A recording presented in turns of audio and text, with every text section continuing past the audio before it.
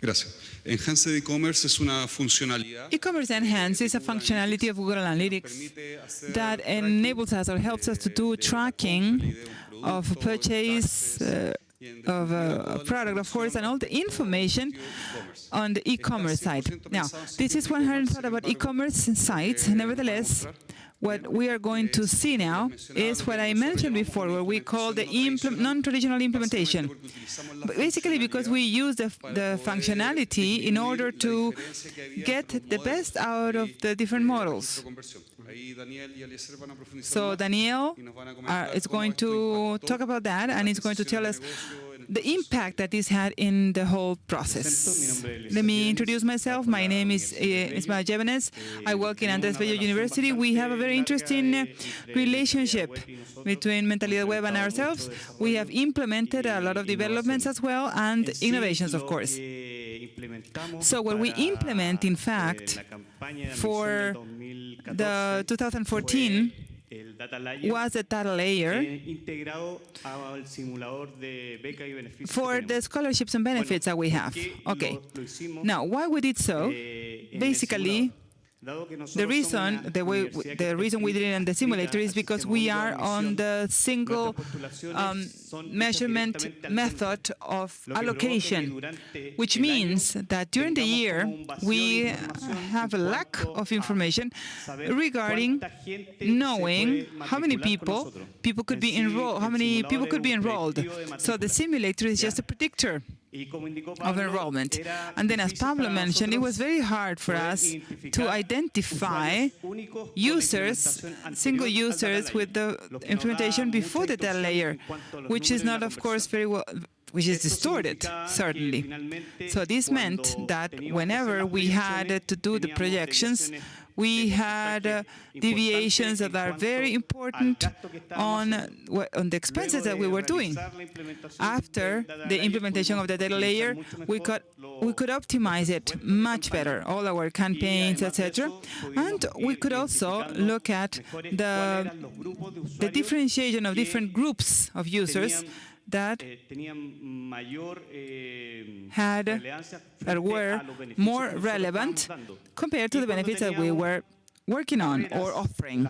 And when we had certain careers that we didn't have a lot of enrollment or many students, in other words, we could do certain simulations for those specific schools or careers. The technical implementation was done through Mentalidad Web.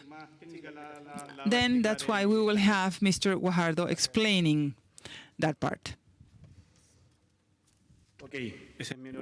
Well, that's my new look. The situation is as explained by Lisa. During 2015, we noticed that at the conversion level we had a problem. It was not a big problem because all universities with simulators measure in the same way. Each person simulating generates a conversion, and this is measured in analytics. And the expectations were fulfilled, so everything was okay. But there's a problem related to the structure of Google Analytics, and it is that a problem. The problem is that Analytics measures only one conversion per goal, per session, per user. The example is what we have there. If a user uses 2 or more simulations during the same session of 30 minutes, J registers only the first. And in the admission period, when students have the results of their test or simulation, he said he got confused, of their SAT. Chilean SAT, when they have their score, they apply with their real score to 20 different programs in every school of the universities. But at the session level or conversion, only one. We had only one person during half an hour could simulate even 100 times, but we had only one conversion. Now, the original solution is to capture those data via analytic events, but the problem is then we have to take all the events during the period, download them to an Excel, make a pivot, and make this match so that we had more information, which was difficult, complex, and we had to wait for some time. In our analysis, Analytic gives us detailed information about the real number of conversions. Doesn't give, because there are many more conversions per session and they're not all measured. We use separate events to capture data, and with a simulation, as the volume of simulation is so high, the analysis of information becomes a complication. So many pivots and Excels were very long and so on. So this is a solution proposed to measure the real number of simulations with a tool that records simulations without limiting the number of the session. That is, instead of using the session as the limit, the hit each simulation separately. It's important. The number of simulations per user gives us a prediction of enrollment. So many simulations per user, we know how much that user can take in enrolling and what's the likelihood or probability of the user enrolling. So that's why it's important to have the details. Is this a unique user or not? So, the solution found and proposed, we implemented, was to use enhanced e-commerce that in effect shows each simulation as a transaction. The simulator is not a transactional site. No money is moved there. The person simulates. And with the solution implemented, we generate a transaction. It's a false transaction, but the information obtained is much richer, much more detailed per hit. So each simulation is recorded, so it's as if the person had bought, if they made 100 simulations, they bought 100 products. So it's, yes, a simulation. It's false and not false, because when enrolling with the real score and real data, social and economic data, and deciles, real score for the SAT, plus the effective application, they can cash a benefit associated to fellowship or a discount. So it gives us a number of persons, those that end their simulation and generate the voucher. It's giving us a predictive or a prediction saying so many people will enroll, and if we cross the information from when the scores are given and the real scores, and it gives us an X for enrollment, a real number, yes. Implementation was relatively simply. I say relatively because we had to note down the codes directly. Tag Manager was implemented in all the stages of the simulator, from the first page to the closing page where the simulation was closed, and also in the last one, a data layer. That's how Google, in its own development page, explains how a data layer must be implemented for enhanced e-commerce in the last page or the exit page. There you have the URL. You have everything here. There's nothing secret, nothing dark. It's very simple to understand. The data layer is a text code in JSON format, and that's JavaScript object notation. If I'm pronouncing well JSON, it's text, it's code in the site. The user doesn't see it unless they see source codes. The data layer in itself doesn't do anything. If I have a data layer in the page, nothing happens. We use Tag Manager to capture the variables in the data layer. With Tag Manager, we create the variable, we capture, import them in GA. What's good here is that using this format, specifically, if well implemented and correct, enhanced e-commerce captures it automatically. It doesn't need an extra option. I use that format, Tag Manager, and in Tag Manager I say include enhanced e-commerce. It will take it up immediately, automatically, without my doing anything. It's that simple. I say simple because it's easy for me. And that's how we execute it. Purchase in this case is the transaction. And we use as ID an irrepeatable identifier, a consecutive number. Here, it's the name of the simulator. We have a pre-grade and an evening simulator, and the characteristics of the product. It's supposed to be a sale, but it's a simulation. For name, we use the name of the program. In ID, the SKU, that is the identifier of the program, a specific number assigned to each program that in every campus has the same number. Price, the amount to be paid, even including a discount. The final result tells the student, if you enter the university, you should pay this monthly. And that's the price we use. Brand, the school. Category, the campus. And coupon or voucher, it's another variable. If they apply to CAE and other state fellowships, it's yes or no. So we implemented enhanced e-commerce with data layer through Tag Manager. The simulation process was measured as checkout step. When you enter the simulator, it's step 1, and when you simulate, it's transaction. So step 1, and as of that, we created remarketing lists that also were used in other campaigns. That is, in the simulation process, the simulator starts running in September approx. And people simulate with false scores. But in our experience, that's quite close to the real score they will obtain. It's about 90% probability. What people say and what the real score, when they apply, it's very close to what they declare when simulating. The good student knows they will have a good score, so he will not include low scores. But obviously, people who don't study will not include high scores because they know they won't obtain them. So with those scores in the previous months to admission, we start capturing data of people who want to study medicine in the school. Yeah, the medicine school, thank you.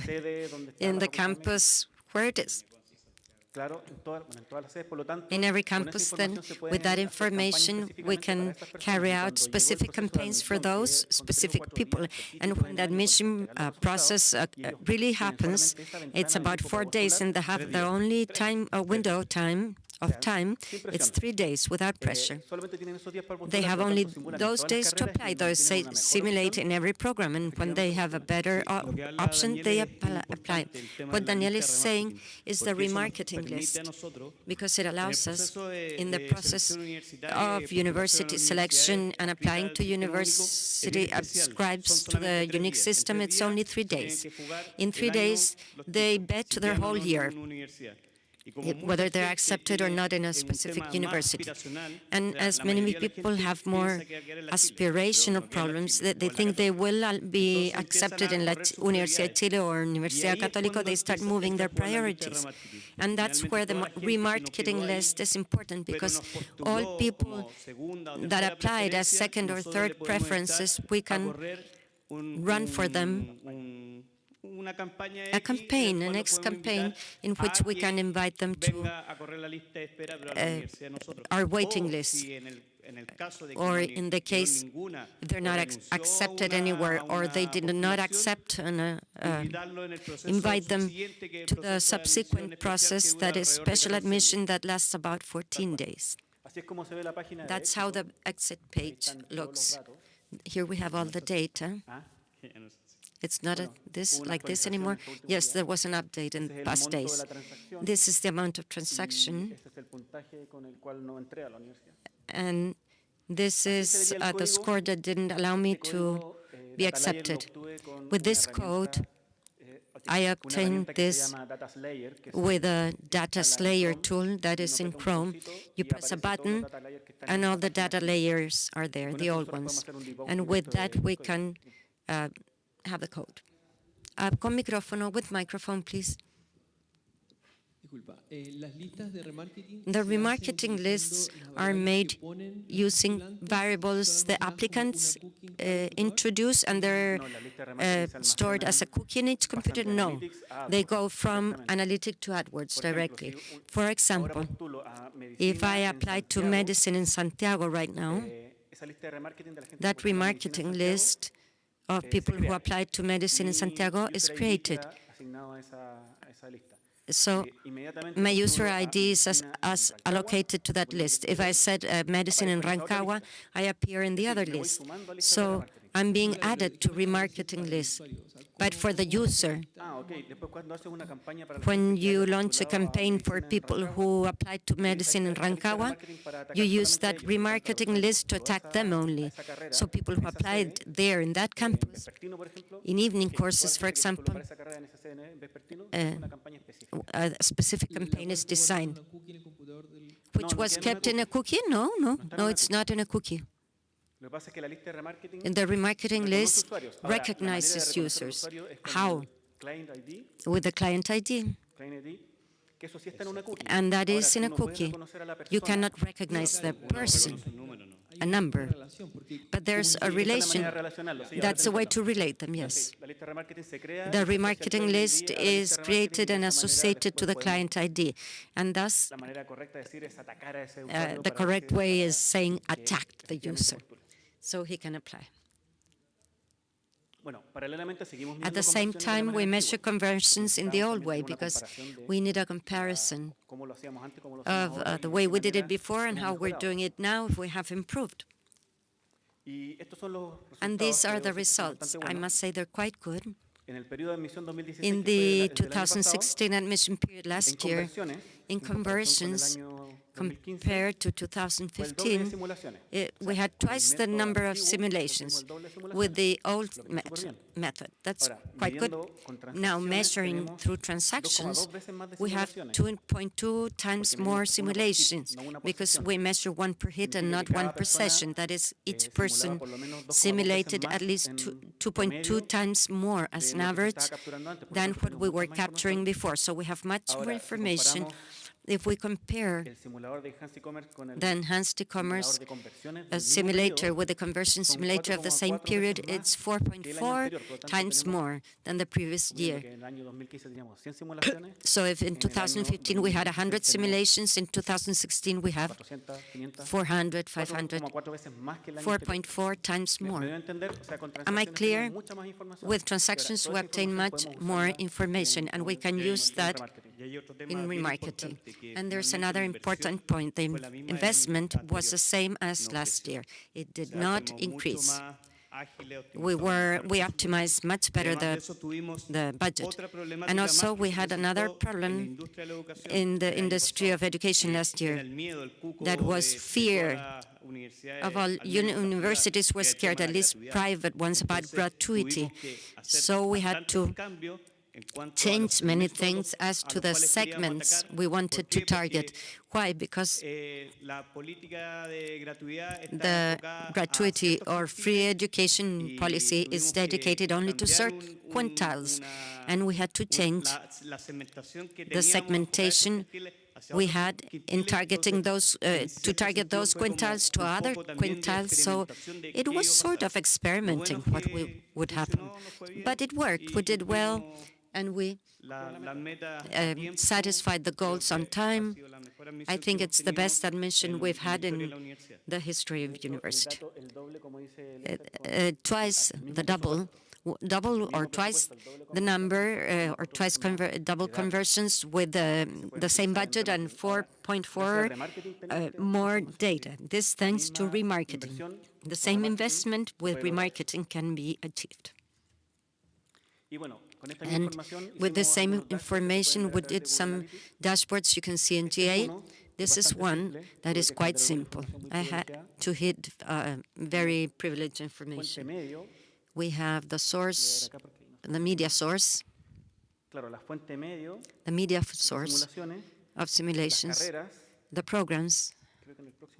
I think here it's more interesting. For example, simulations in the República campus and programs only in that campus. This dashboard allowed us, as I said at the beginning, to view how enrollment would behave and which were going to be the campuses and the programs and the schools that would have a higher cost. So obviously, we focused our efforts to those programs or campuses or schools, which allowed us, as indicated, to spend the same budget because we optimized it based on this. And for example, from the December 27 to 31, 2015, let's assume at 27, it's 28 in the morning and many things have to be decided. So they opened this and said, these programs don't have good performance. We have to invest more here. For example, nursing, that always is the first. We stop the campaign because they're ready in the first day. So we can optimize the budget for other programs or campuses depending on this information obtained the day before. Let's go through some other applications because I think this was only for a simulation, right? So let's suppose that you have some kind of site that does not have any online transaction, so there is not a real transaction that implies money. But at the same time, every time, or it's a site where we have a lot of information. So people will fill in forms, or maybe it's logged in and you want to do a lot of things. So you might want to take data out. You might want to have specific insights and information for the campaign.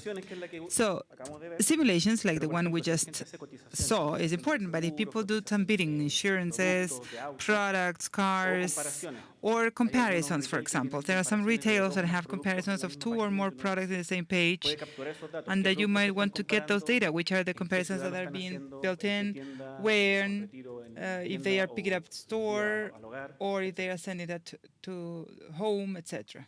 And that's it. Any questions, please?